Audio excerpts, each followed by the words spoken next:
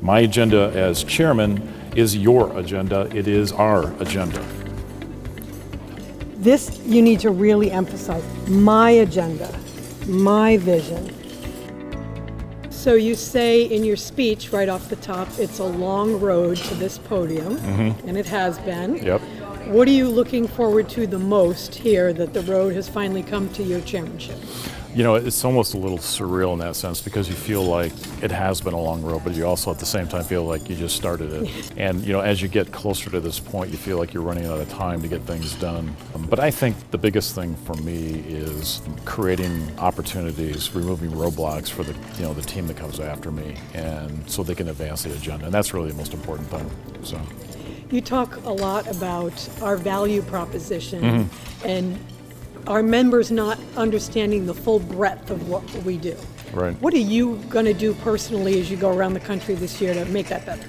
So, in addition to the usual reciting all the things we do, I'll tell you that one of the most, and I've said this before, one of the most common things that we hear when we go out and talk to states is, and you talk about all the things we do, and you hear is, I didn't know we did that, or I didn't know that was available. And I think that the initiative we put in place really around the communication and technology platforms to help us do a better job of delivering that message is probably the single best thing we can do. But I think if we can help with the right kind of tools and driving that message, as I mentioned, a little more surgically into our membership, I think they'll be better at understanding what we can do for them.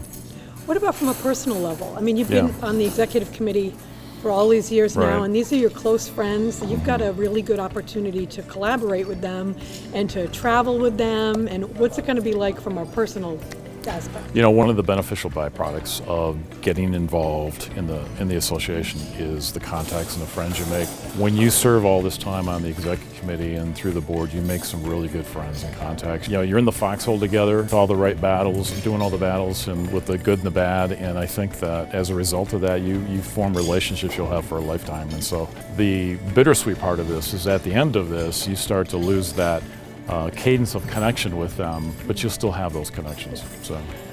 That brings me to my next question. What are you looking forward to today? You've got your family here. You've got, I think, people from your office. You've got the EC guys who are close friends with you.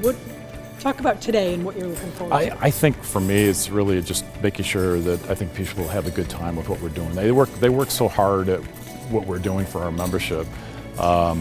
Yes, we work hard, but we also should unplug a little bit and have fun together and get to know each other on a more personal basis, because that makes tackling the challenges even easier for us. So, we are both noble and essential.